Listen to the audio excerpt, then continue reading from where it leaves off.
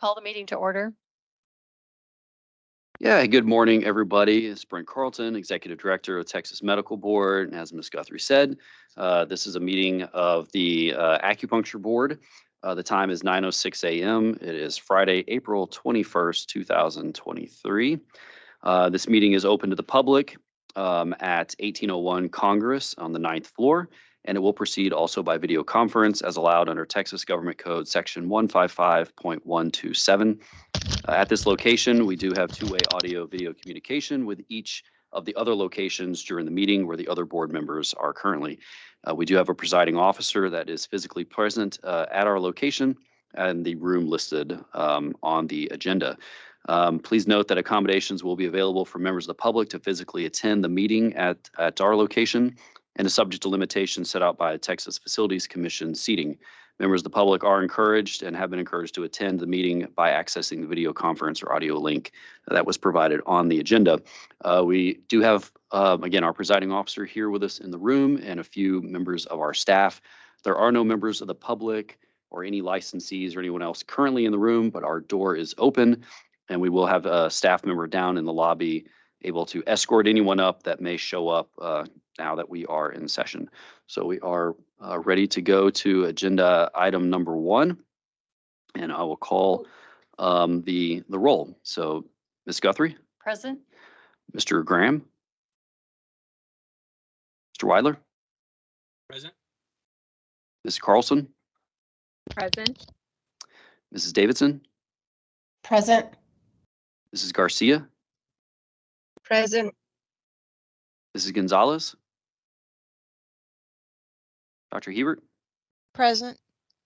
And Dr. Jimenez? Present. Okay, if I counted that correctly, I do think there were 7 of the 9 members. And we are ready to go to our board member report. Mrs. Guthrie. I have nothing to report. Okay. Do any of our other board members have anything that they need to bring to the attention of their fellow board members or staff at this time? All right, hearing none, we'll go on to agenda item number 3, Executive Director Report. Again, good morning, everyone. Nice to see you all virtually yet again. We are working towards being able to have in-person meetings again. So part of that is dependent on our budget. And I will let Joey go over our overall budget. And then after he gives that update, we'll talk a little bit more about what the future might look like. Go ahead, Joey. Thank you, Brent. Good morning, board members. So real quick, through the end of March, our budget execution is at about 96%. The 4% remaining in our budget we have on hold for contingency for any unexpected expenditures through the end of August. Pending that, we do have projects on hold that we will absorb the 4% if nothing comes up regarding that. For our revenue collections, we have collected 75% of what we projected and reported to the legislators that we would report. So that's great news for us. That's 16% more than we were expecting to collect at this current point. So I will keep everyone apprised of that through the end of the fiscal year. I also wanted to point out that the report that I've used to provide, I've updated the report. So I have revenue collections by license type.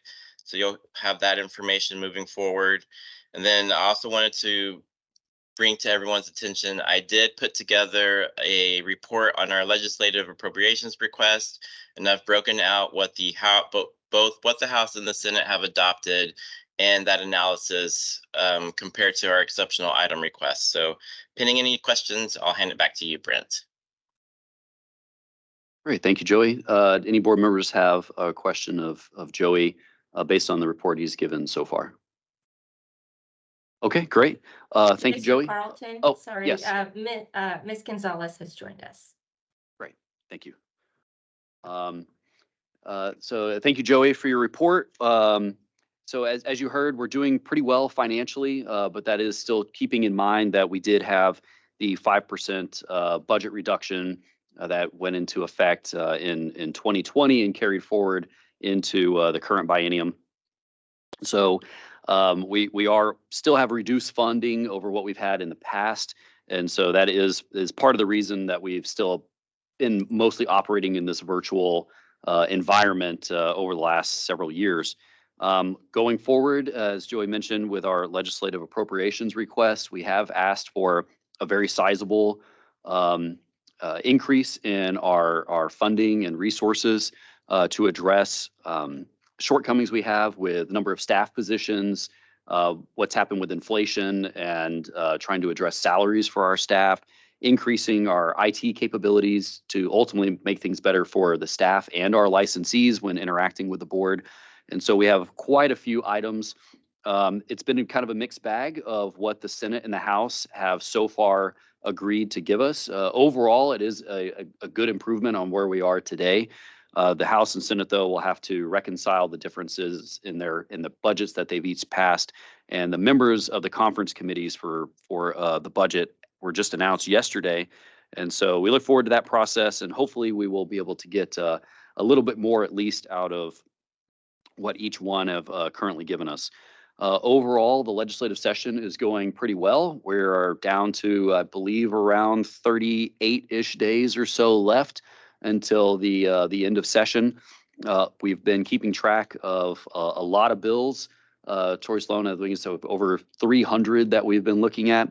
A lot of them have to do with physicians, of course. A lot of things looking at scope, things with PAs, the PA compact, but things that are a little bit more general for all licensees. There is some legislation that would require basically every regulatory agency to have a continuing education tracker system. So there are some vendors out there that currently provide this. And if that legislation passes, obviously that's something we would have to do. It's something we were looking to do anyways. So it would just kind of solidify that's something that the road that the board is going to go down. And it looks like it has probably a good chance of passing. But the good thing about it is it would be no cost to the agency and no cost to the licensee to enroll in this CE tracker. So it would really help with doing audits and making sure that people are completing their CEs on time. One of the big operational changes it would have, though, is if your CEs are not complete before you submit your paperwork for renewal, your renewal of your license would be held up until such time as your CEs are completed. That's part of what's in the statute. So, but again, overall, not a lot specifically is impacting the acupuncture board, but there are some good ideas out there that will help maybe make things operationally better and smoother and bring us a little more technology into it. We also have the enforcement report there for you. It's just a report. There's no action that you need to take. So if you have any questions about the enforcement report or legislative update, I'll be happy to take those at this time. Okay, hearing none. One other thing, well, it's a couple other items that did come up that have to do with a litigation update. And so Ms. Guthrie brought some issues to my attention, and it might be a good time now to potentially talk about those with our general counsel. It's not litigation specifically where the acupuncture board or the medical board is a party, but where we may be asked to be a witness in some litigation. And so I think at this time, if that's okay with our general counsel, it might be a time to, if one of our board members had a motion to go into executive session for advice of counsel. I agree, Mr. Carlton. Okay, thank you. I move to go into executive session for advice. I'll second it. Okay, we have a motion and a second to go into executive session to get advice of counsel. Now, all in favor, please say aye. Aye. Aye. Okay, any opposed? Any abstaining? All right, the motion is unanimous to go into executive counsel. Let's see, do you have that paperwork?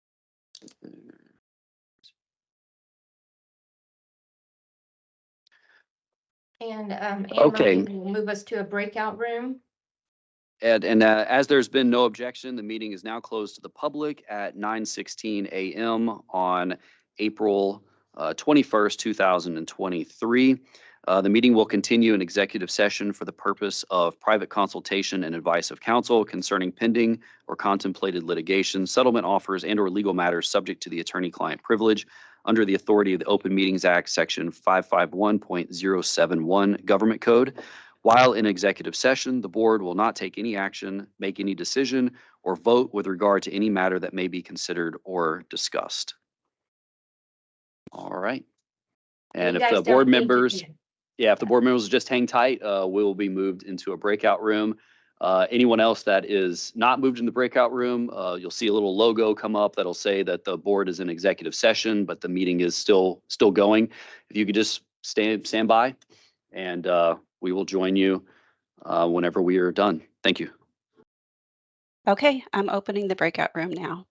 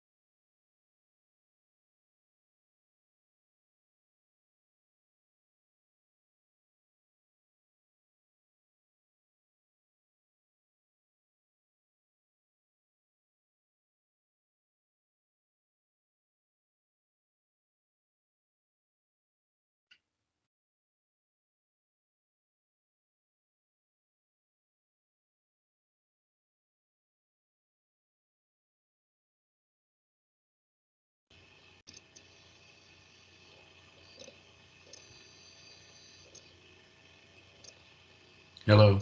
I didn't get into the meeting. You sure didn't. Just one moment, please. Okay. In the same boat. Okay, thank you.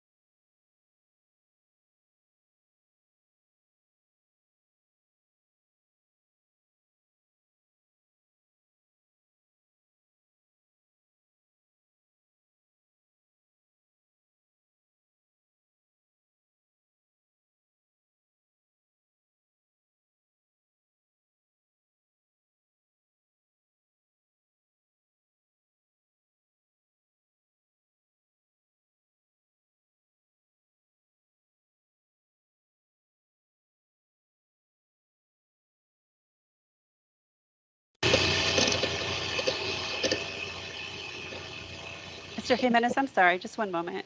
Okay.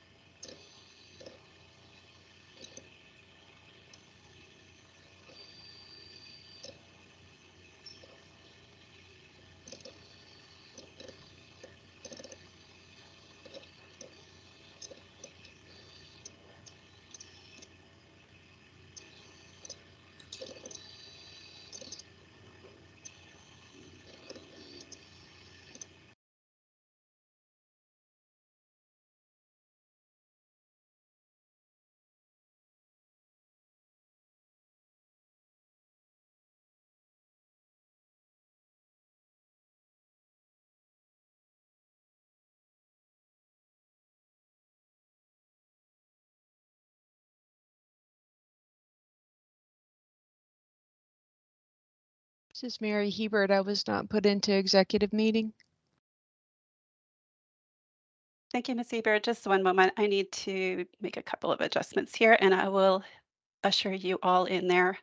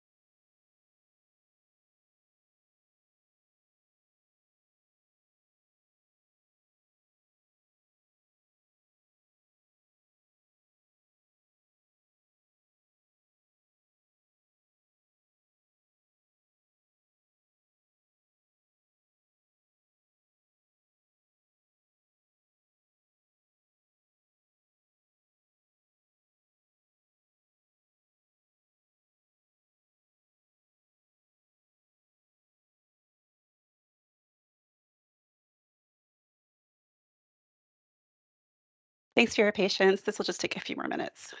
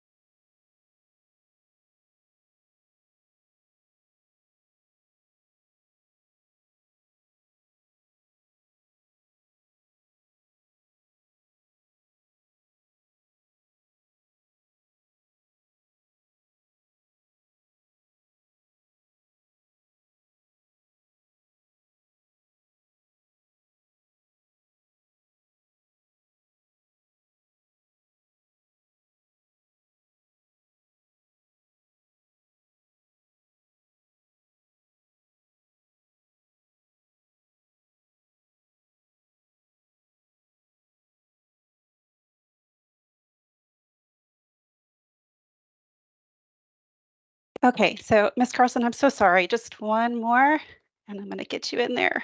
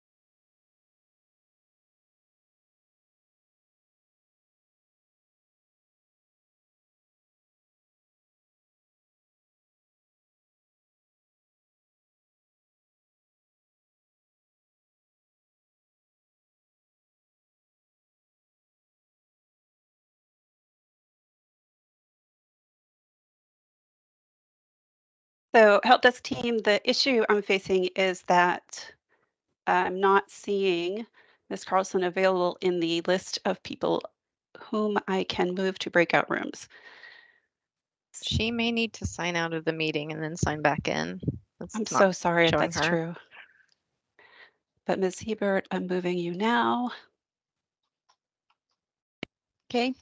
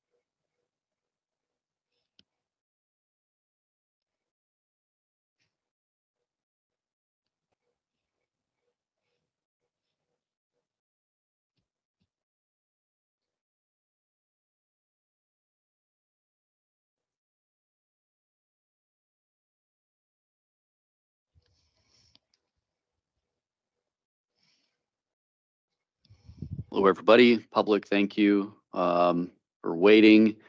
We're just making sure that everyone is moved back over out of the executive session breakout room back here to the main room. We'll We get have started shortly. 6. We have 6. I'm counting still.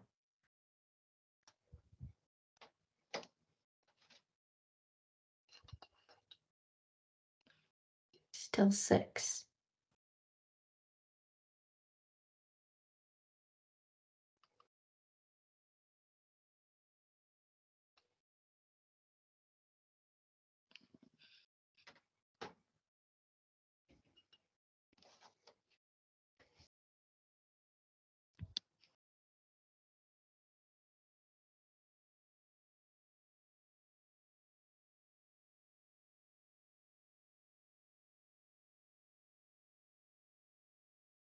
Okay, we have 8. We're ready. They're all back. Great, thank you, Wendy. Okay, the executive session ended at, it was 9:48, but we'll go ahead and say here now, 9:50 a.m. on April 21st, 2023. There was no final action, decision, or vote with regard to any matter considered or discussed in executive session, and a certified agenda of the executive session was made. Pending any other questions on my executive director's report, we will move on to agenda item number 4. All right, agenda item number 4, discussion, recommendation, and possible action regarding applicants appearing concerning eligibility. There are none today.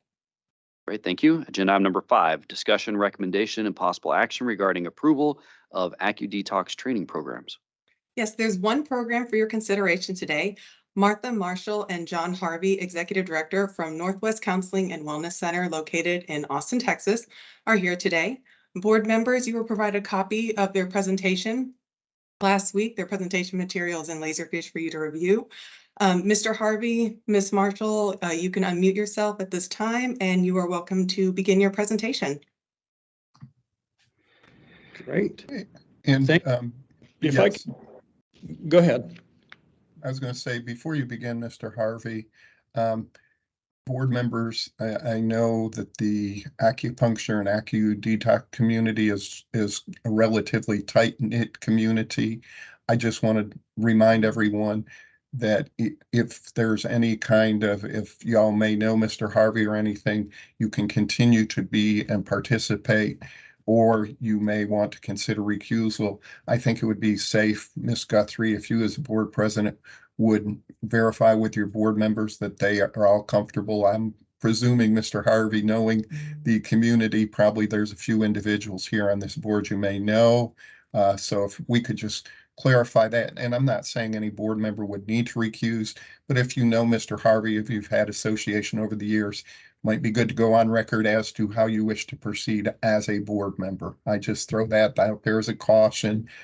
As I said, I know Mr. Harvey and Ms. Marshall, it's a kind of a tight-knit community sometimes, so we just always check with our boards. Okay, Scott, I'd like to just go ahead and state right now that I do know Mr. Harvey. I've known him for a long time. Great guy. And I have discussed this situation with him before. I think I can continue to be fair and impartial here. I don't think that's a problem. So I'll stay on, and if need be, I can abstain from the vote. But for now, I think I can participate in the discussion. And that's good. And just for clarity's sake, and I think this is important, and thank you, Dr. Jimenez, that's critically important to know those things. You have not discussed this with any of your fellow board members. It was just you and Mr. Harvey as professional colleagues and acquaintances. Is that a fair characterization? That is correct. That is correct. And that's perfectly fine. Okay, that's fine. You may proceed, Dr. Jimenez. Your choice whether or not you decide to vote on the issue. But again, thank you very much, sir. Okay, thank you. Great, and Mr. Harvey and Ms. Marshall, you may proceed. Well, thank you. So I'm John Harvey. I'm a mental health care professional. I'm an LPC supervisor, executive director of an agency that works with substance abuse disordered individuals and duly diagnosed people. Also have programming for a standalone mental health diagnosis. My agency has used AccuDetox since 1997 for folks in our program. We love it. It's a great adjunct to our holistic culture. We also, our agency also is an office for an acupuncturist that I've known for many, many years, Masako Wada, who engages in our program services as well. Martha and I are trainers. I personally have been a trainer since 2001 of this protocol. I'm in love with this instrument as an adjunct. I don't claim to be an acupuncturist. I do seek to expand the use of this really good medicine for folks. And, our request is that Northwest Counseling become a recognized training program with the Texas Medical Board or the Acupuncture Board. We have actually been training and sending transcripts to the state for many, many years. So we're on board with the 70-hour training requirement. We're pretty flexible. We've worked through the COVID years and continued our training. I'm open to any questions that you may have about this. And, I want to also just thank the board for putting us on the agenda at this kind of 11th hour. We really appreciate that. I am, in fact, at Texas State right now. I'm going to give a workshop or a presentation in about 10 minutes. So I'm going to have to say my piece and then have Martha fill in the gaps. But if y'all have any questions for me, let me know. I'll be glad to tell you what I know and what my desires are around getting on board with this as a training institution. So maybe if you can hear me, I am Martha Marshall. I'm a licensed professional counselor. I was able to do a lot of training in the early years in my counseling practice, did my provisional hours at Northwest Counseling. So very early, I got exposure to this holistic form of healing. And it's just very creative, very interesting. And the thing that I am passionate about in the use of AccuDetox is that I like to have physical ways that people experience all the words that we're talking about in therapy. And what's beautiful about treating someone with that limited little 5-point ear acupuncture is that oftentimes from that very first treatment, they have evidence that something in them can shift. So it's something I've been in love with. I'm just enormously appreciative that as a counselor, I can use this tool. And something that I want to say to you all is that John and I have a goal of providing training and oversight of ADS candidates to assure competency and safe practice of this limited specific application of auricular acupuncture. But much more than that, we provide trainees with a rich context of energy healing for behavioral health issues that is a paradigm shift for many of these counselors and psychologists and even medical folks that come through our trainings. So we really enjoy doing the trainings. We've done a lot of them. As John said, we never gave up during the COVID, found ways to work with that. And we hope to be a homegrown Texas approved training site. Thank you for your time. And with that, board, I'm going to need to exit. But again, thank you so much for the opportunity to just request your help with this. And Martha you're in good hands with Martha. So thank you very much. Mr. Harvey, thank you for your time. Sorry we got kind of held up in having to discuss a pending legal matter, but we do appreciate being here today and making yourself available. I understand it. Well, my pleasure. Thank you. Thank you. Good luck with your presentation at Texas State. Thank you. Are there any questions that came that have come up for you as you've looked at some of the materials that we sent in, transcript, curriculum, et cetera?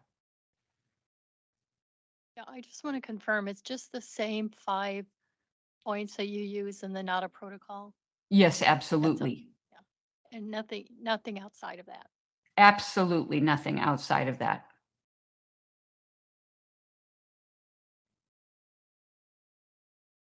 Anybody else have questions?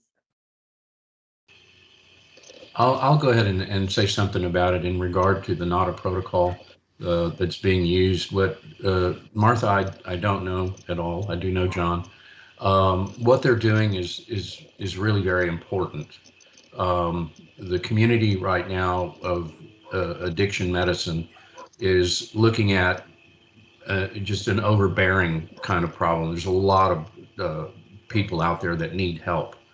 And what these guys are doing is great because it is a very valuable tool in the arena. I use it myself at a detox center and at a residential treatment program, and it's very, very helpful.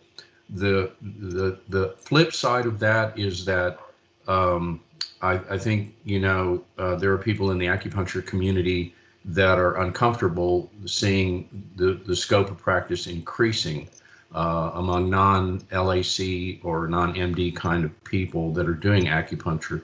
I think that, I understand that, but there's also a long precedent here of people in counseling using the NADA protocol, and I think it's been done very well. And so I have to myself sort of side with the issue of going and helping the people and not so much the feelings of those on either side of the fence. We know this has occurred in the chiropractic world too, with chiropractors doing acupuncture. And it does make people uncomfortable, but I would remind people we've also given HEB the ability to give vaccines. And that kind of grew out of the idea that the people needed access to it and it was not available. So I think what John and Martha are proposing here with this training program is something that is very much in the interest of the people of the state of Texas.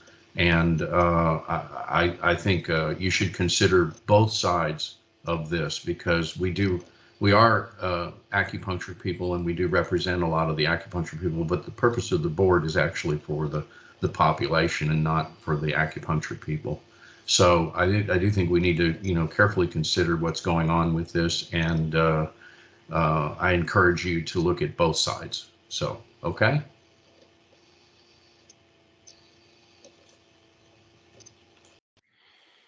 Right, okay. I will go say that oftentimes this is a first experience that people have with acupuncture. It's something we have to hold very loosely to when we're working with a room full of people who are struggling in addiction.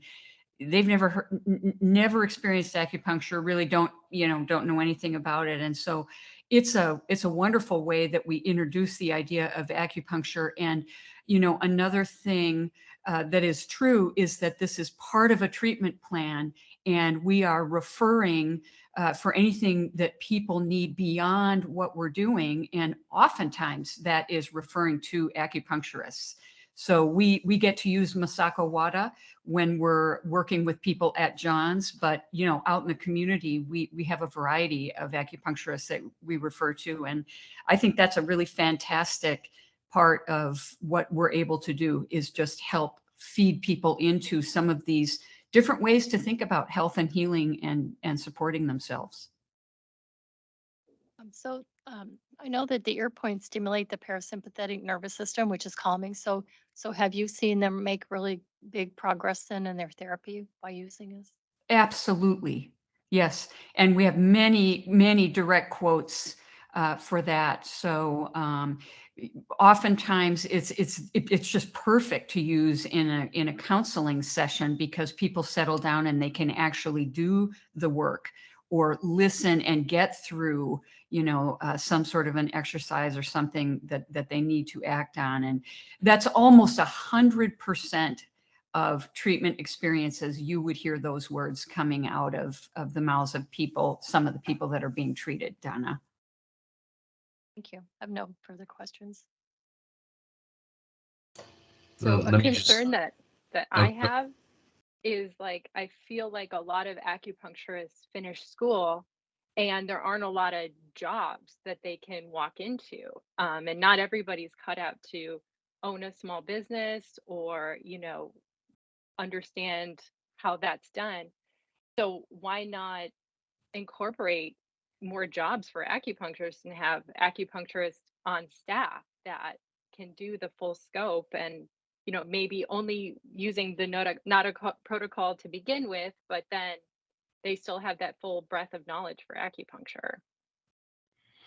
I don't know if I'm answering your question, but I do know many acupuncturists who use this protocol with most of their patients when they're seeing them. So I've always found that really interesting and a fun thing to connect with them on. Another thing that's interesting is that we often get acupuncturists who come to our training. And that seems so funny, like, why are they coming to our training? What do they need?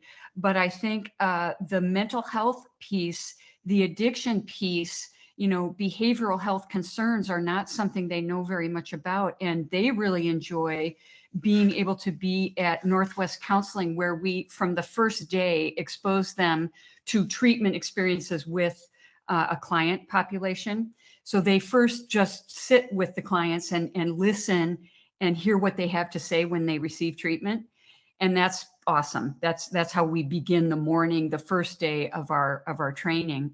And by the end of the experience, they're giving the treatment to clients. So they're, even though we overlap in certain ways, it's sort of a Venn diagram, and we all have parts of it. And I think what we pull together in our training is the technique, the acupuncturist technique, with the behavioral health piece, with the sort of mystery and the yin idea of healing. And so anyway, I don't know if that's helpful to you. Yeah. I guess if I could interject, I think what I'm hearing is, since you're doing a team approach, why couldn't that team include an acupuncturist, and therefore the scope would not have to be altered? Is that bridging that gap?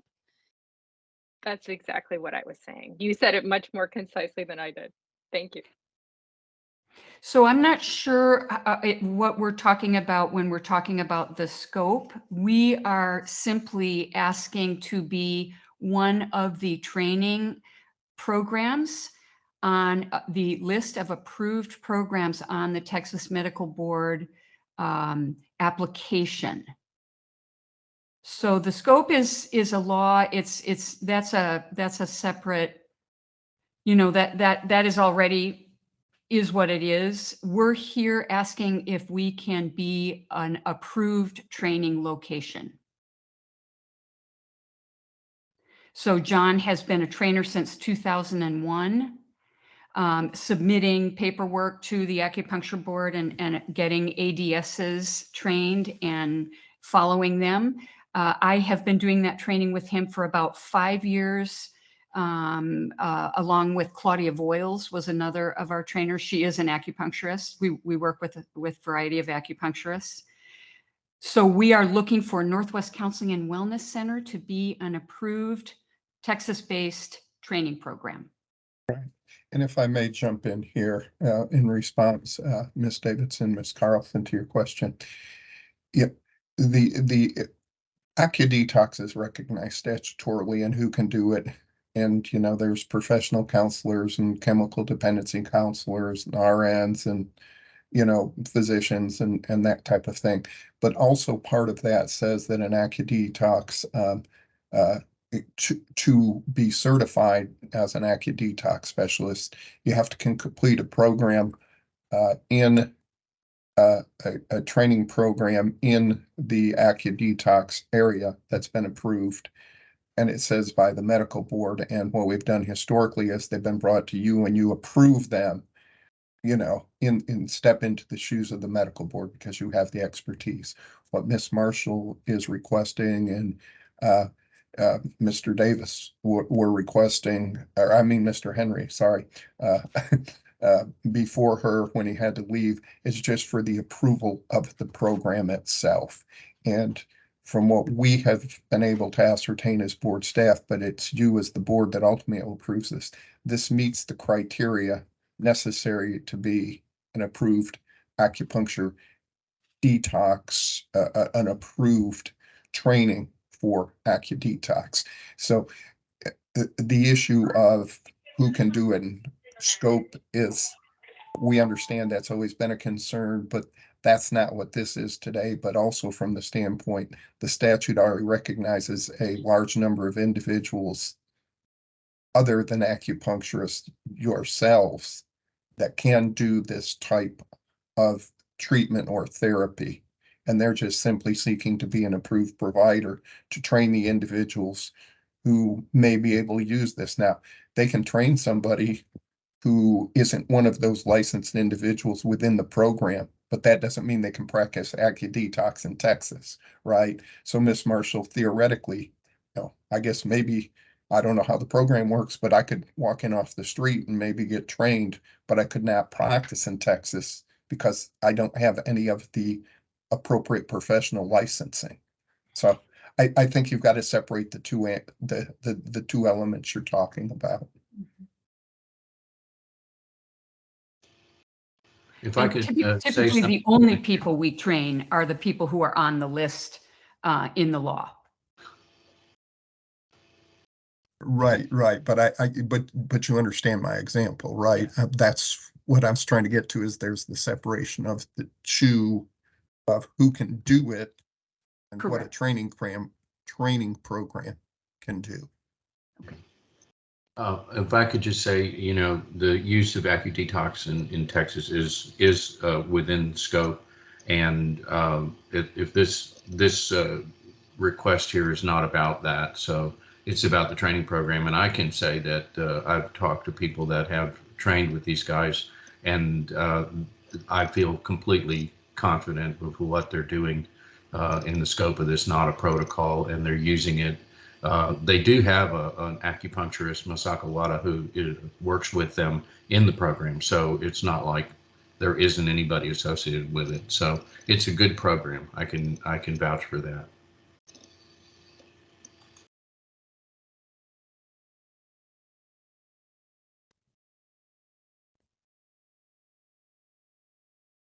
Okay, so we've heard the program. We've heard Dr. Jimenez input as well. And board members can heard from our general counsel that the program as presented does meet the requirements to be an approved training program. So at this time, unless you have any other questions for the program, you could enter a motion on whether to approve the program to have it added to the list. I would enter a motion to approve. Okay, I'll second. Okay, we have a motion and a second to approve this program to be added to the AcuDetox training list. Any further discussion? All in favor, please say aye. Aye. Aye. Any opposed? Any abstaining? I will go ahead and abstain from the vote just because of my associations with it, but that's the only reason. Okay. I do think we have 7 in favor, no one opposed, and 1 abstaining. So the motion would pass. Thank you very much, Mrs. Marshall. I thank you very much, and thank you for your work. Great. Thank you. You're welcome to stick around for the rest of the meeting if you'd like to, but you're certainly not required to. Thank you. Right. Have a good day. We'll move on. Agenda item number 6, review, discussion, and possible action regarding cases recommended for dismissal. Apparently, I can cover this agenda item if you want, Mr. Carlton. There are 2 cases in this column. Both are recommended for dismissal. Just for reference, the one in the first folder is marked LOE. That means that after the investigation was completed, The investigations department did not have enough evidence to recommend this case go to a hearing. So it's there. The recommendation of staff is that you approve that item for dismissal. The second item that's marked ISC dismissal is exactly what it says it is. That was a case that went to an ISC, and following an ISC, the ISC panel recommended it for dismissal, and it is now here for the full board. These would require a motion to approve board staff's recommendation for dismissal. It could just be one motion for both cases. If there are any questions about the cases, this would be the appropriate time to raise those as well. Otherwise, we can entertain a motion. I'll go ahead and do a motion that we approve the dismissal. I'll second it. Okay, we have a motion and a second to dismiss as recommended. Any further discussion on this item? All in favor, please say aye. Aye. Aye. Any opposed? Any abstaining? Okay, the motion carries unanimously. Agenda item number 7, review, discussion, and possible action regarding appeals of dismissed complaints. I believe that we did have one that was originally going to appear but asked for a reschedule. Is that correct? Okay, so due to that one individual rescheduling, which the board typically will allow someone to reschedule one time, and this individual was not previously rescheduled, that request was granted. So it'll come up at the next board meeting. But since that was the only one we had, so there is nothing else for agenda item number 7. And we'll move on to agenda item number 8, consideration and approval of proposal for decision.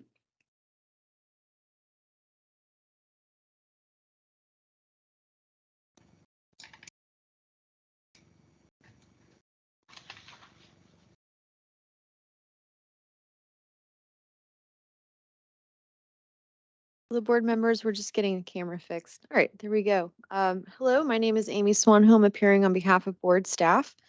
I would like to reserve the remainder of my time for a rebuttal if necessary.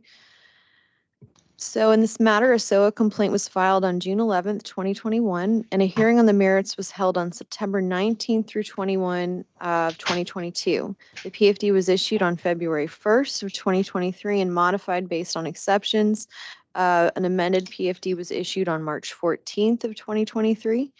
The proposed final order in front of you today adopts the finding of fact and conclusions of law as laid out by the administrative law judge, and also includes a recommendation for sanction as also laid out by the administrative law judge. Although the ALJ did not find violations related to sexual boundaries as alleged by board staff, nor did they find unprofessional conduct or standard of care violations at the last visit. These were all allegations related to the patient's complaint and the patient's testimony, at the hearing on the merits, that respondent, without her permission, touched her buttocks, spread her butt cheeks, and attempted to place an acupuncture needle at the bottom of her tailbone. The board's position was that respondent's failure to communicate about the touching in the sensitive area without informed consent did amount to boundaries violations. The ALJ noted that respondent denied any touching occurred during his testimony at the trial, and the ALJ, although not finding that we had met our burden of proof on this, also made no factual findings one way or the other on the issue in their PFD and also in those findings of fact and conclusions of law in front of you today. The findings that were made by the ALJ and proposed for adoption are that respondent saw the patient 17 times at his clinic, that he failed to keep proper medical record keeping at all of the patient visits with respect to vital signs and with respect to any active treatment plan. This deficiency in the medical record keeping amounted to a violation of the standard of care. There are concurrent conclusions of law adopted in regards to this in the PFD as well as in our final order that we've proposed for you today. That give you grounds to discipline the respondent based on the failure to meet the standard of care in medical record keeping and the failure to maintain those medical records regarding the absence of vital signs and the absence of a treatment plan. The PFD, as I mentioned, also recommended sanctions. Those sanctions included continuing acupuncture education as well as a $2,000 administrative penalty. Our final order terms as proposed for your adoption today include 16 hours of CAE on medical record keeping, as well as the recommended administrative penalty of $2,000. I'm available for any questions, and I'd like to reserve the remainder of my time for rebuttal. Thank you. Okay, thank you, Ms. Swanholm. And each member, as you can see there on the screen, each member is afforded up to 10 minutes to make their statement to the board. And as Ms. Swanholm requested, the remainder of her time will be preserved for a rebuttal after hearing from Mr. Kim. So Mr. Kim here with us today. He's represented by Bob Simpson, who is, I think, on the meeting. I can see him. I just don't think he has his camera on. Yeah. Yes, I am here. I'm not sure that my video is working. I assume I'm being heard though. Yes, Mr. Kim, we can see I'm you. Mr. Simpson, your camera's not on. It's not required to be on, but you do have 10 minutes both between you and your client to make your statement to the board, and you may proceed when ready. I've been trying to work with my camera to figure out why it's not showing up, but it's not showing up, so I'll take it from there. Sure, no problem. As was explained earlier, this case arose a little over 3 years ago when Hung Jong Kim received a notice of complaint, and the only allegation in that notice of complaint was a sexual unprofessional conduct, sexual boundary violation, specifically alleging an unprofessional touching the patient's buttocks, attempting to place a needle between the patient's vagina and anus. Hung Jong Kim responded denying the allegation and providing medical records showing that he did not have any plans and did not place or attempt to place a needle in the perineum area as alleged. When the medical board staff, which was not the staff attorney that's appearing here now, but 3 or 4 attorneys of record previously, would not consider any amicable settlement of this matter that did not include a language including a sexual unprofessional conduct allegation. Hung Jong Kim decided that he must protect his professional reputation by defending his actions at SOA. The medical board staff filed the case at SOA,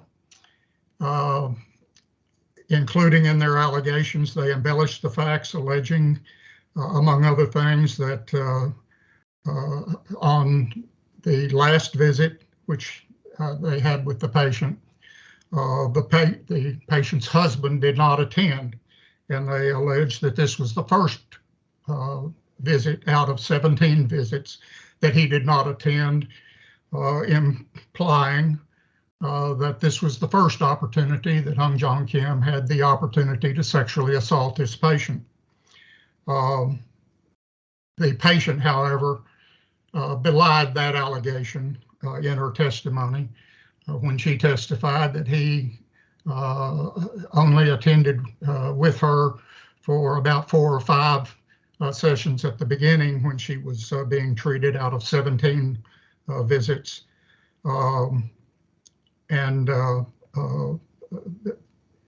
that this was not the first time that he was there. So we now appear with the results of the hearing, and the ALJ found that the evidence does not support the allegations of sexual unprofessional conduct as alleged in the complaint. And we believe that Hung Jong Kim has been completely vindicated of the original and the most serious charge against him in this case. But the medical board added a new allegation about 8 months after he had received the original notice of complaint. In the notice of informal settlement conference, they also alleged violations relating to record keeping. And we're primarily talking about allegations that he failed to document that a physician had examined the patient within the previous 12 months, failed to document a treatment plan, and failed to document the vital signs of the patient for the visits that he performed treatment. After the IS informal settlement conference, Hung Jong Kim realized that he had failed to include all of those documents in the documents that he had previously supported to the board. When he sent those documents to the board with his response to the original complaint, he thought the only allegation was the sexual boundary issue, and that's what he was trying to respond to. And he didn't realize that his medical records was being reviewed for their completeness. These documents had no relation to the sexual boundary issue, and so he hadn't included those, primarily because those documents were he kept in a separate place. He kept them in his exam room because with fertility patients, he wanted to have them handy so he could talk to his patients about them. He does a good deal of fertility treatment, and he's very familiar with that, and that's the way he handles it. He keeps them in a different place. After the ISC, Hung Jong Kim realized that he had failed to include these documents in the complaint, and he realized that he kept the Board members, Bible. I'd just like to note that the information that Mr. Simpson is presenting right now, one, is confidential because it's part of the ISC and investigation, and also is subject to protection because it's negotiated and part of negotiated settlements. And I would also note that that's not what we're here to talk about today. And I would ask you to focus on things that are within the record and that are part of the proposed final ordering and also part of the PFD. Well, I know you weren't at the hearing, but this was all part of the record. This was all admitted into evidence in the record. He added some information to the documents that he documented her check-in and check-out time, which he got from his appointment book and the credit card information that he keeps, which showed her check-out time. He also noted from his memory whether the patient's husband was present at each visit. Some of this was obviously post-ISC response to concerns that he had heard at the ISC. But he was candid about specifying what information was based on other recorded data that he recorded at the time and what was from his memory. He also created some additional documents that he felt presented his side of the story regarding the most important issue, which he thought was involved in this case, that being the sexual boundary violation.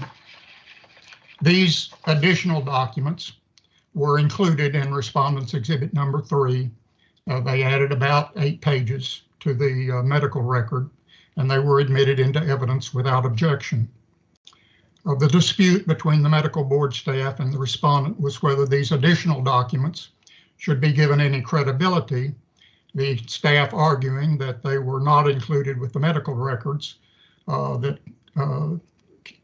Hung Jong Kim had submitted originally and therefore should not be given any credibility. In his original proposal for decision, the ALJ concluded that the preponderance of the evidence weighed in favor of his finding of fact number 10, in which he found that, quote, respondent attempted to conceal his record-keeping violations by means that included creating backdated copies of 2 records that represented them to be genuine, close quote. However, we submitted exceptions trying to explain why some of the assumptions that he had made in coming to that conclusion were not valid. After the board staff replied to our exceptions, the ALJ submitted a exceptions letter from the ALJ in which he amended his original conclusion. And he stated that he would delete finding of fact number 10 and the underlying inferences and analysis to the effect that the respondent had fabricated backdated records or otherwise acted with deliberate dishonesty. He did, however, leave in place in amended form finding of fact number 8 and conclusion of law number 16, providing that there is a violation with respect to documentation of vital signs and treatment plan. This brings us to the final order that is before you. The first thing I want to point out is that on the 7th unnumbered page out of the 8 unnumbered pages, the board staff has inserted a paragraph stating that respondent waives any further hearings or appeals to the board or to any court with respect to all terms and agreeds and conditions of this agreed order. Respondent agrees that this is a final order. Members of the board, this is not an agreed order, and respondent does not waive any rights that he has, particularly his rights to appeal and to request a rehearing by this board. Sir, just so let you know you have 1 minute remaining. We request that this be deleted. We submit that the findings of fact do not support any violation in this case. The findings that he committed no dishonesty or deception in this matter show that all of the records in the additional documents are valid, and they provide that he did keep a treatment plan for all sessions, and that he did keep the vital signs for the patient at each session. And we believe that that shows that there is no violation of any board rule in this matter. And we request that that the board take this into consideration. Thank you very much for your attention. Great, thank you, sir. And that is all of your 10 minutes, and we'll go back to Ms. Swanholm.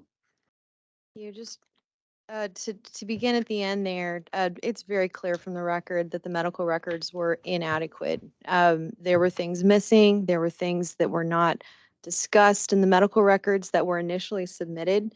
Since we're discussing it at the ISC and that were also part of the board's case, were absolutely deficient. They did not present information that was needed to really understand what was happening with the patient at the time.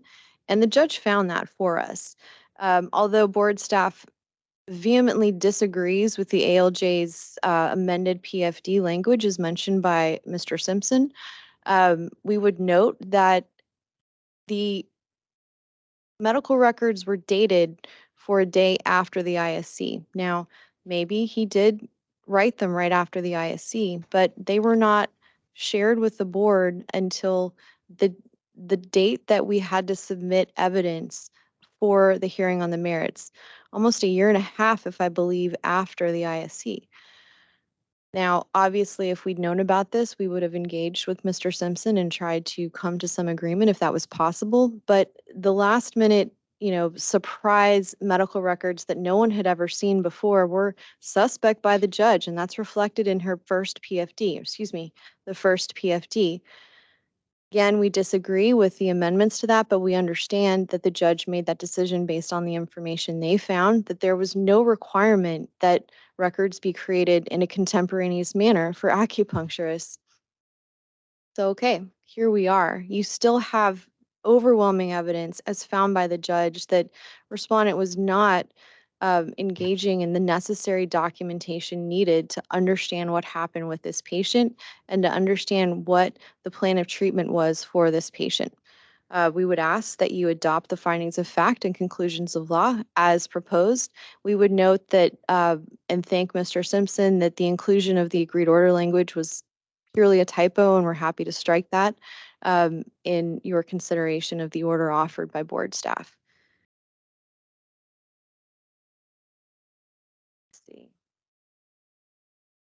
That's all I have. Thank you.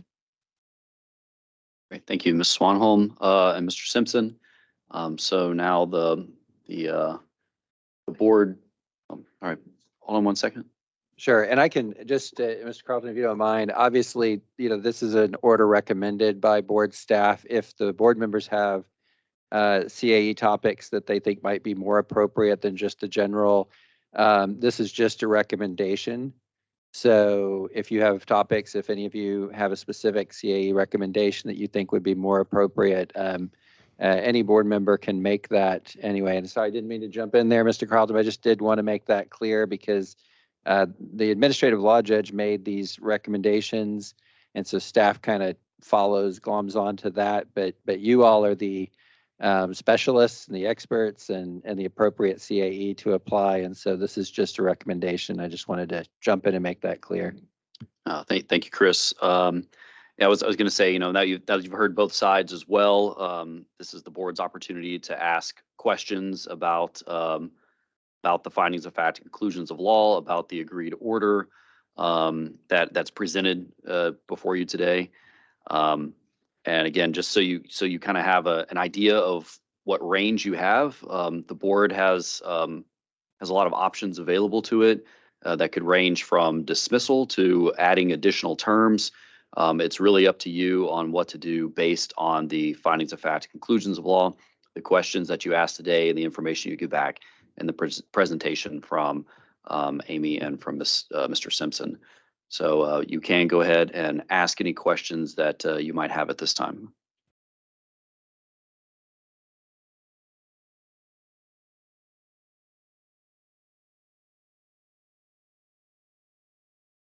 I mean, while the board maybe is considering some questions to ask, I have one just as a point of clarification that came up earlier since both sides spoke to it, was that, some records were not submitted at the initial, at the ISC. Mr. Simpson, were you representing Mr. Kim at that time? At the ISC? Yes. Yes, I did represent him at the ISC. Okay, and at the, just again, for some clarification, did you receive notice of what all the allegations were and what was going to be discussed by board staff prior to the ISC? I know you said the initial complaint had to do with a sexual boundary type of allegation, but you said the staff added later some record keeping issues. Were you made aware of all of that before the ISC took place? We received the notice of the ISC, and that did state allegations regarding both the sexual boundary issue and record keeping. Yes, we did receive notice of that. Okay, great. Just wanted to make sure because, I mean, you had said that your client had realized he had not submitted everything to the ISC panel regarding the records. And so I just wanted to make sure that you guys were aware of it, that he was represented by counsel, and that you had had a chance to review everything that was submitted to the ISC in advance and make sure that it met all of the allegations against your client.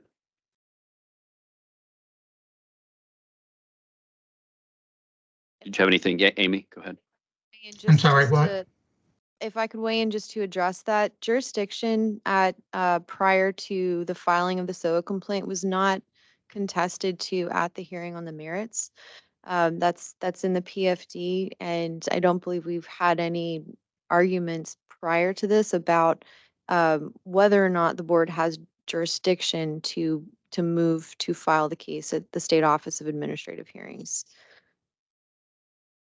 Yeah, thank you. And again, this doesn't come up a whole lot for this board to for these cases to kind of get this far in the process.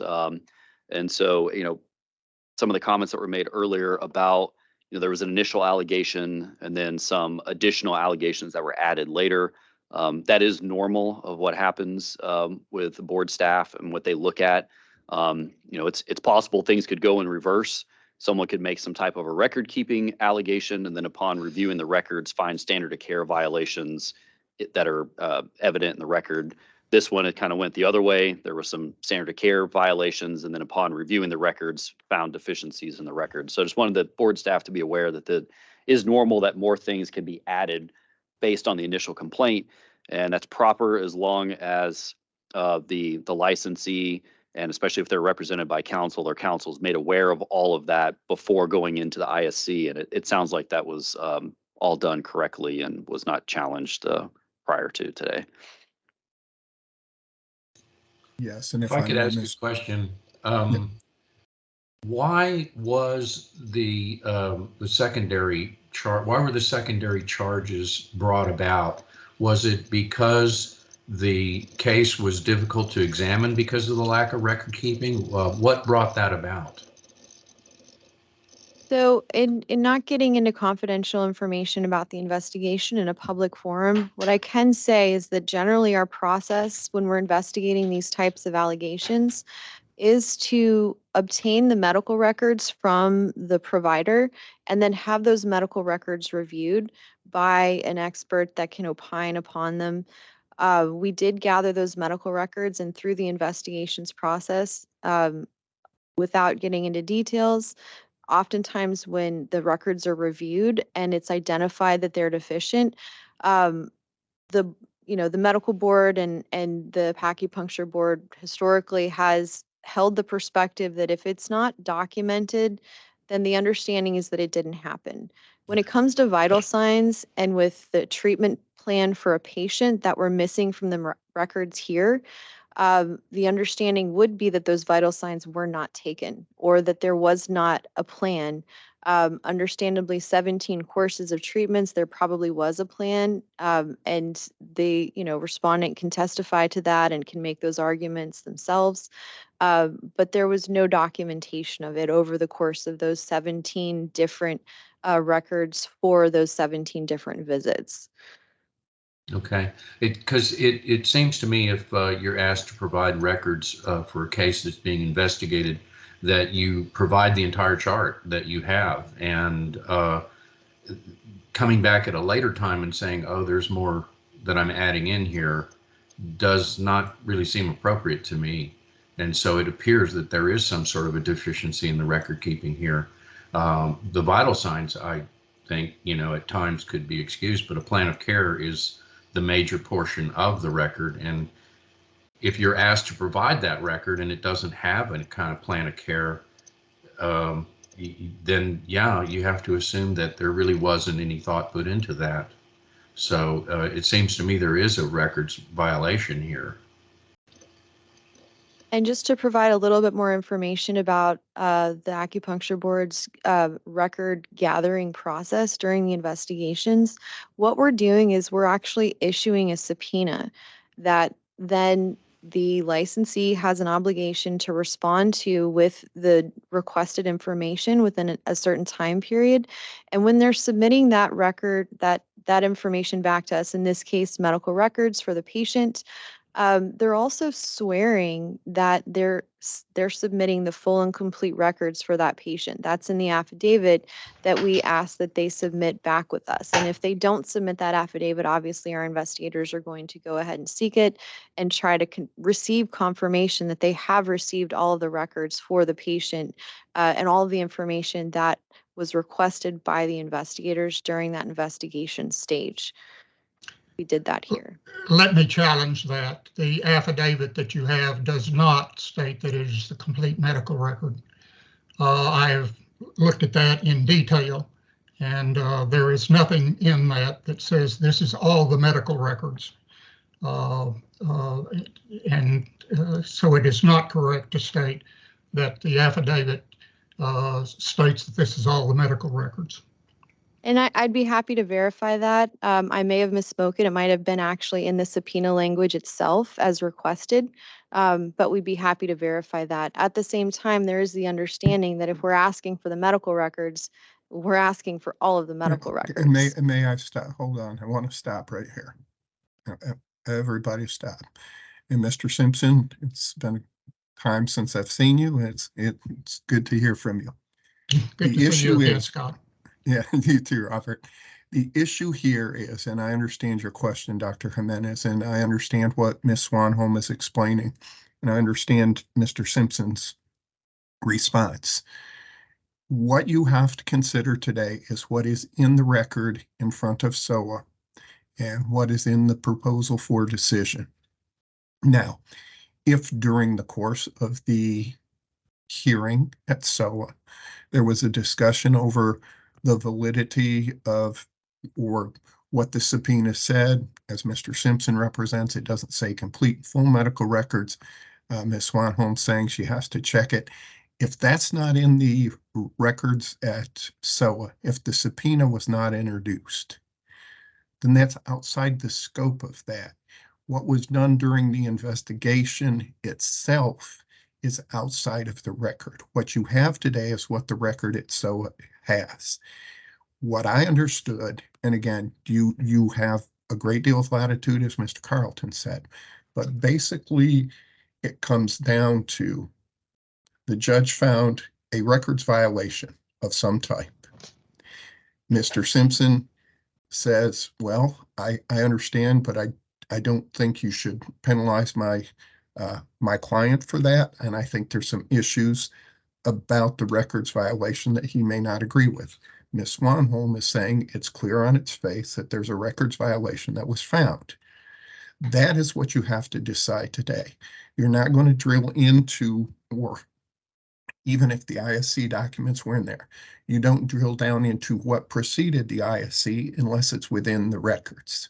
What you have to do today is to decide, based on what's in front of you, what's in the proposal for decision, what's in the exceptions, and Mr. Simpson explained in very close detail. There was amended finding on some medical records. I think Ms. Swanholm doesn't dispute it. Ms. Swanholm may disagree with it being removed, and I think that's what board staff did. But the issue today is you have to make a decision on the findings of fact, the conclusions of law, and determine if you think that there was a violation. And if you think there was a violation, which the judge at least indicated he felt he found or she found a violation, do you issue a sanction? Do you not issue a sanction? Now, Mr. Palazzola said, well, you can change your CM, the CAEs you may require. I think out of complete disclosure, you don't have to change anything. You don't even have to give them CMEs. You could do, as Mr. Carlton said, you could go as far as dismissal. You could go beyond and give other sanctions potentially, but you're going to have to base it on the record.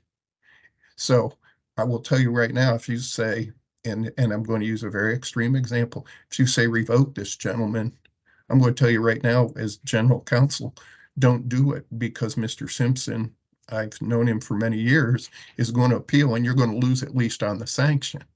So there has to be some relation to the findings of fact if you determine to sanction. So again, you're going to stick within the record. And my point to this is, and I know it's kind of a long explanation, is you don't need to be asking, well, why did you do this or not do this during the course of the investigation, unless that's in the record, because you're stuck with what was filed at SOA, what was argued at SOA, what was found at SOA. In reply to that, let me just to make sure people understand, because I may be the only one that was there.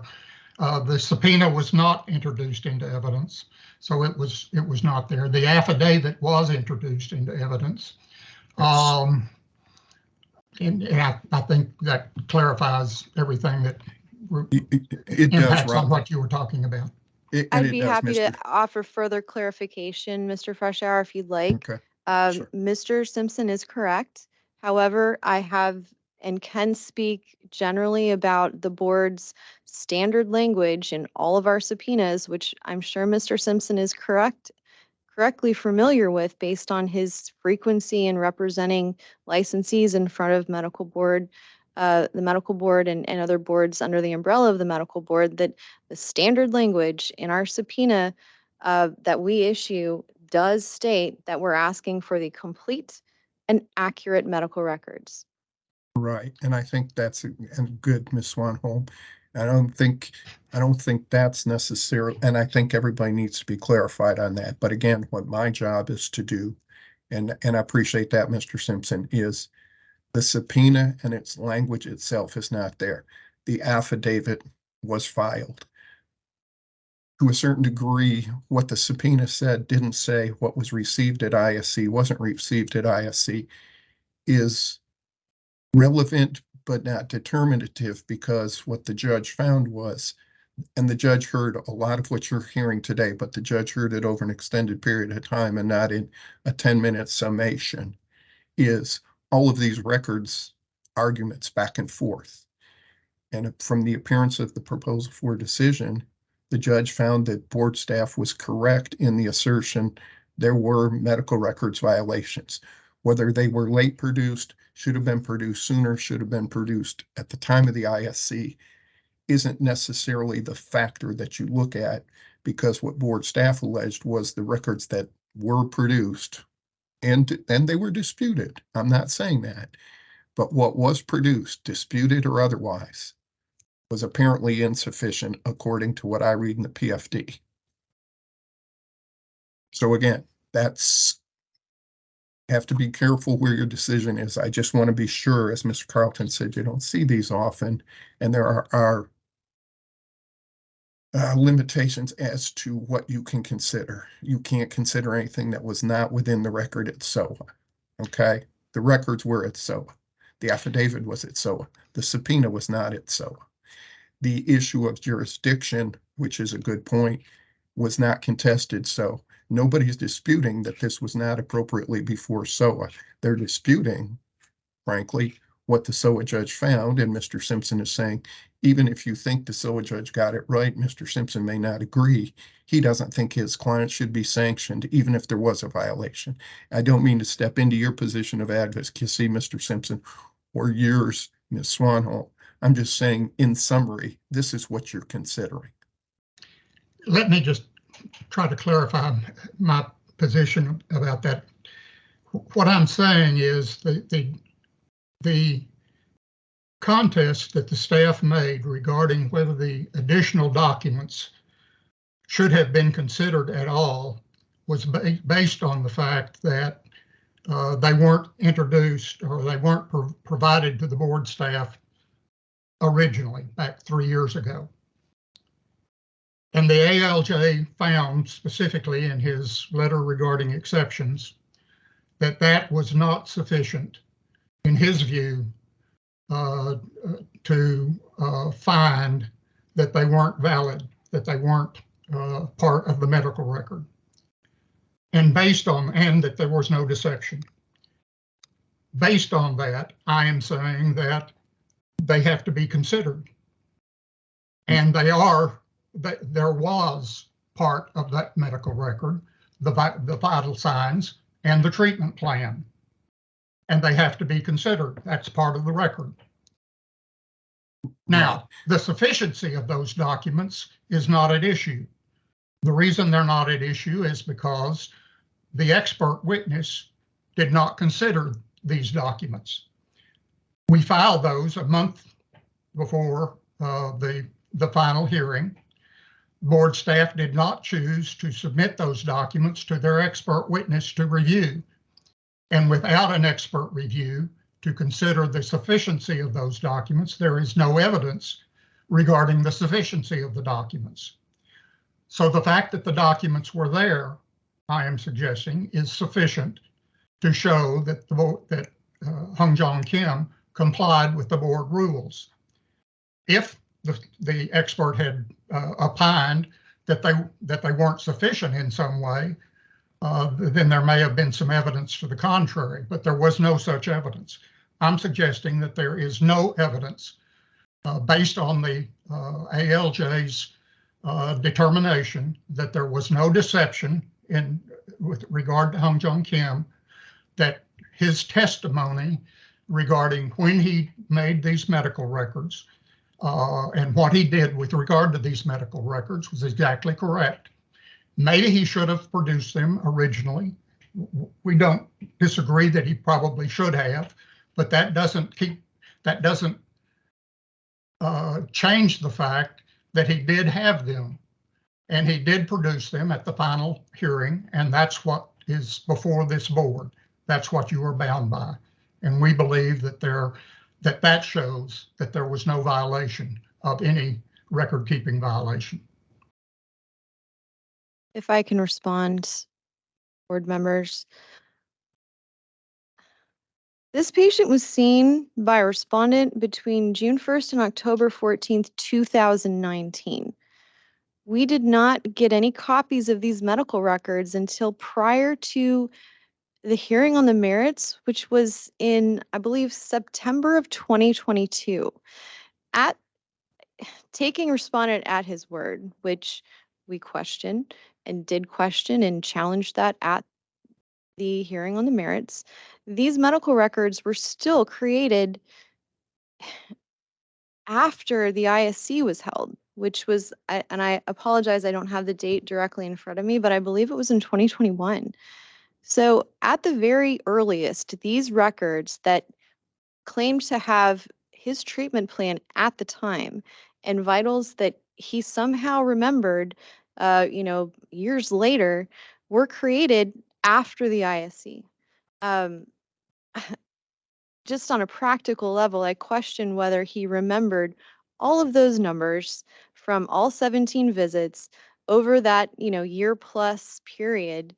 And if he did truly have what he claimed was exonerating records, I would imagine he would have wanted to have gotten those to board staff as soon as possible.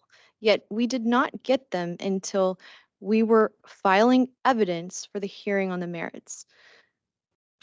I will only respond to that by saying that Hung Jong Kim was much more concerned at that point with the allegation that he had sexually assaulted this patient. And that's what he was focused on. And these record-keeping violations were a sideline to him at that point. They did not become a major issue until we received the PFD. He was represented by counsel at that time, by you. So what is his priority? You're still his counsel at that time, correct?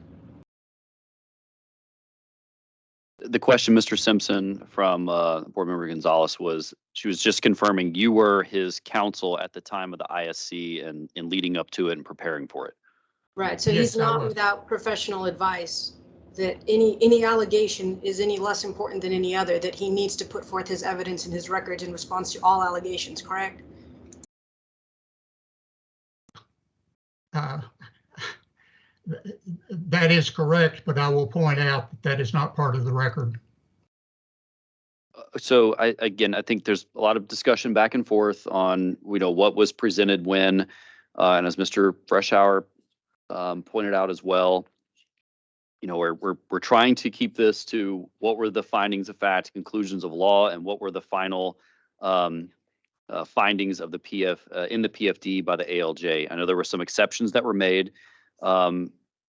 Amy, if you could just kind of recap pertaining to what this order is.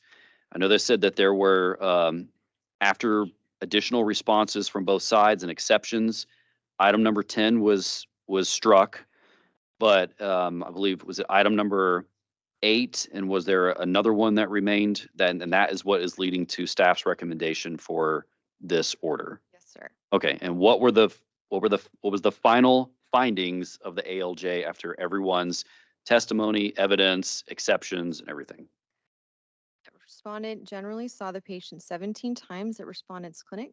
That respondent failed to keep proper medical records for all 17 of those visits with respect to vital signs, treatment plan, and that these deficient medical records were of such a nature that they violated the standard of care for the practice of acupuncture.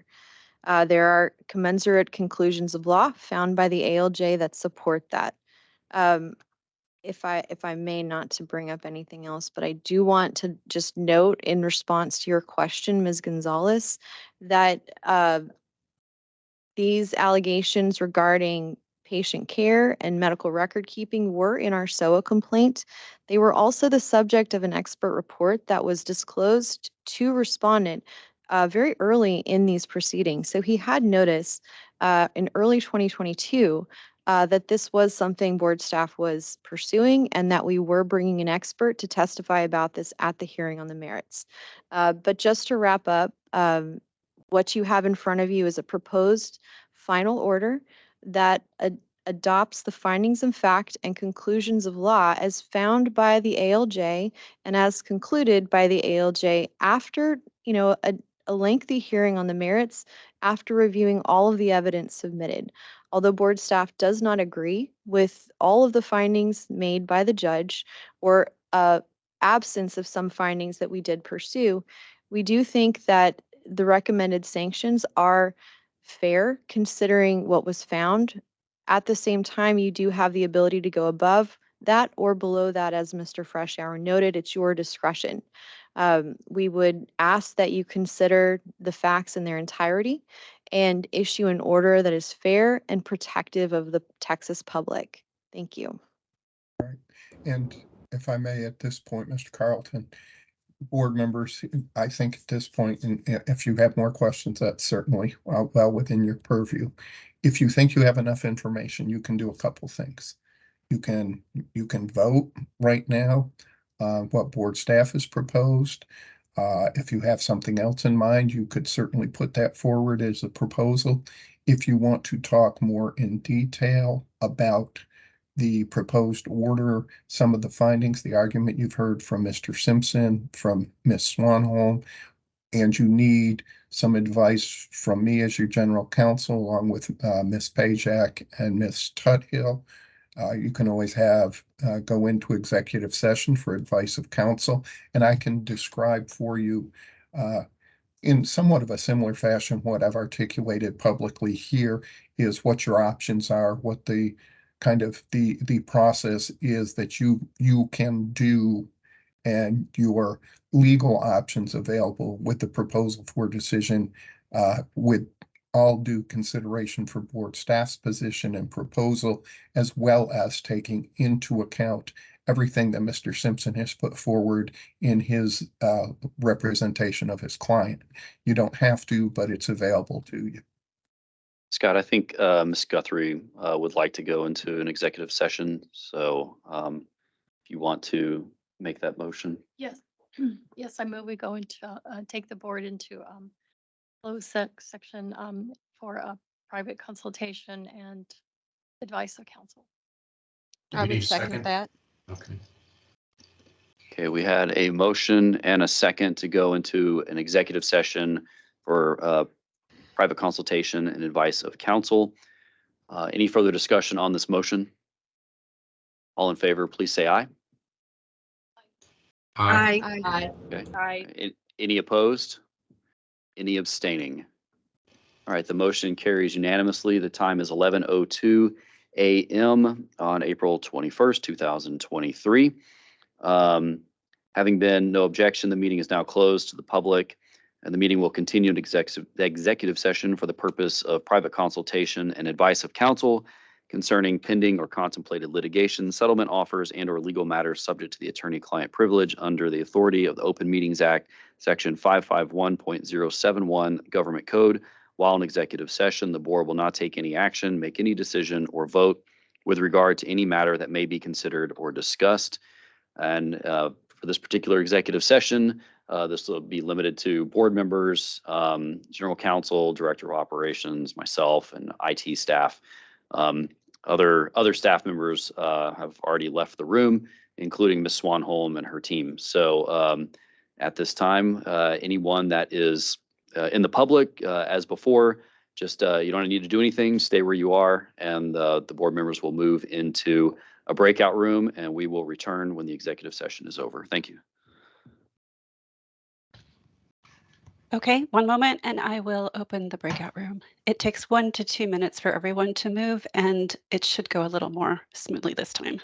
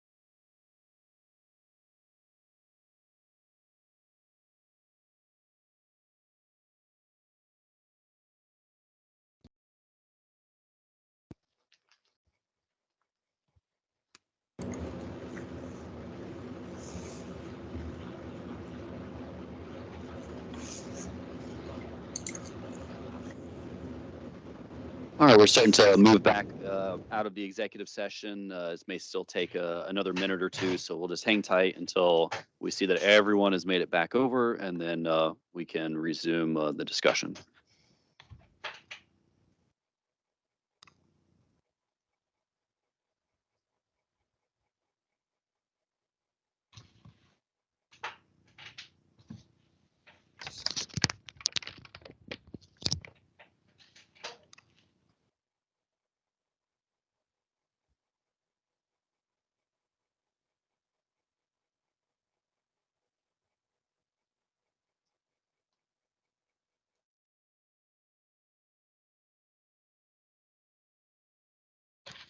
Okay, if we can just get confirmation if We have everyone 8. is. Yes, we do. Okay, we have 8, and the room here is open again. Ms. Swanholm has rejoined the room, and it is back open for the public. So the executive session ended at, we'll say 11:20 a.m. on April 21st, 2023.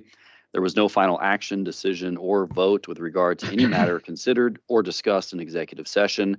A certified agenda of the executive session was made. So we, again, the board did get some clarification from Mr. Freshour on, kind of where to go from here.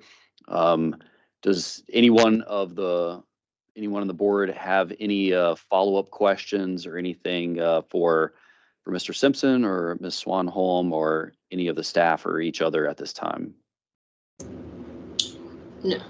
I am curious though on input from practitioner board members, if they have any input on the proposed education contained in the PFD.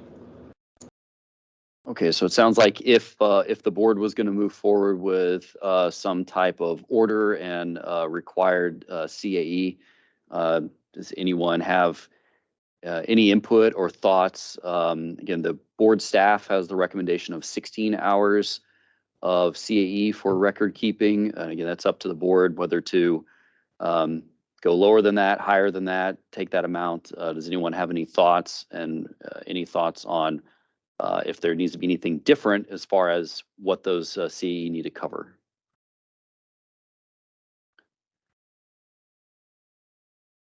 Go ahead. There is a course, it's a CPEP course, and it's about 10 hours. And they actually do medical record consultations. They actually, besides teaching you how to keep them, they actually have you send some of your records, and then they can help sort of coach you on how to keep better records. So I thought that might be a consideration for this. And that course Ms. Guthrie is referring to, again, a CPEP. It's through an organization in Colorado, but it is done virtually. So you don't have to go to Colorado to physically attend a course. It is virtually offered. And I think as she mentioned, there is not just the course, but they also do some work in reviewing records that are created by licensees. There's also the option of adding a follow-up. Is that right, Mr. Palazola? Yeah, yes, there is an option to add a follow-up, and then the licensee would need to sign a release to have that shared with the board. So it would be part of the compliance process, but they would complete they would send some records as an example. They would complete a 10-hour program, and then a few months later, there would be a follow-up review of current charts, and that would complete the program. Okay, so that is an option available to the board. They could do the program with the follow-up or a program without the follow-up. But that's if that's a route you want to go, that is available.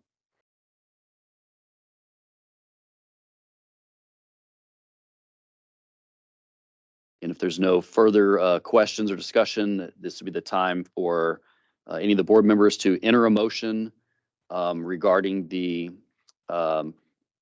proposal for decision and the findings of fact and conclusions of law, whether or not to dismiss the case or to have an order as recommended by staff or with some other modification to it. I move that the board adopt the findings of fact and conclusions of law as recommended by the administrative law judge in the proposal for decision. I further move that the board approve and the suggested final order filed in this matter by board staff, except for the following changes: to eliminate paragraph 3 and to modify paragraph 1 to add the CPEP course. So that would be second the, just to clarify, so that would be the CPEP course. That's the 10-hour record keeping course that was discussed earlier. Yes. Do you want to include the follow-up as well, or just the 10-hour course? I think the follow-up would be really great. Okay, so your motion includes the follow-up course as well. And you mentioned striking paragraph number 3, Yes. and I believe that there were some other instances in the proposed order that included language such as waiving appeals, and I think that was that also was a typo based on agreed orders versus this type of order, so that you're recommending that language be struck Yes. as well. Yes. Okay. Okay, so that is the motion. You have I I'll would second that motion. motion. Go separate, ahead. right? I'm sorry, who made the second? I will. Okay, all right, thank you. All right, so we have a motion and a second to adopt the findings of fact and conclusions of law to accept the board staff's recommended order with the exception of striking paragraph number 3 and any other language about waiving appeals, and also to make the alteration of striking the 16-hour record keeping recommendation and instead going with the 10-hour CPEP course with the follow-up as well. Any further discussion on that motion? Okay, all in favor, please say aye. Aye. Aye. Aye. Aye. Aye. Any opposed? Any abstaining? All right, motion carries unanimously with 8 votes. Okay, thank you, Ms. Swanholm and Mr. Simpson and Mr. Kim for your appearance today. Board staff will be in contact with follow-ups and what will happen next. Thank you, members of the board. Yeah, thank you. Thank you. Okay. Thank you. Agenda item 9 here, consideration and approval of agreed cease and desist order and agreed order. So there is one cease and desist order here for, oh, I'm sorry. We do not have an agreed or the agreed order. Right.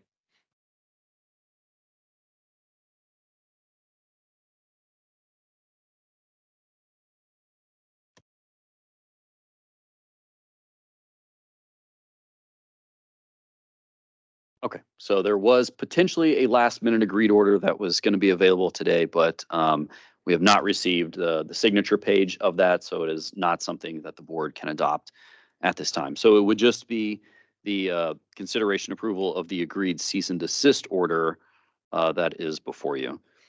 So unless there are any questions, there can be entertain a motion to accept the agreed cease and desist order as presented. I'll go ahead and motion that we agree to the cease and desist order. And I'll second that motion. Okay, a motion and a second to approve the agreed cease and desist order as presented.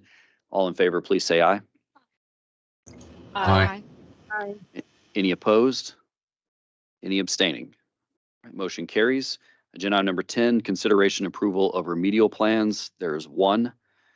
Same thing here, unless you have any questions on it or need to go in executive session to discuss or anything else, entertain a motion to accept the remedial plan as presented. I'll motion we accept the remedial plan as it is. Okay. I'll second. All right, a motion and a second has been made. Any further discussion? All in favor, please say aye. Aye. Aye. Any opposed? Any abstaining? All right, motion carries. Agenda item number 11, open forum for public comments. This is the time for the public to make any comments they would like to make to the board. Being that it's most likely the comments will be about something that is not on the agenda, The board is limited in what it can respond to if any questions are asked, but based on the public comment, the board could decide to put that topic on a future agenda for discussion and consideration. Is there anyone that would like to use their 3 minutes to make a comment to the board? All right, not hearing any or seeing anyone raising their hand here on Teams. Sometimes we do have people that join us just by phone, so we'll give you a second to make sure that you are unmuted. You can go ahead and just state your name, and we will get you set up to begin.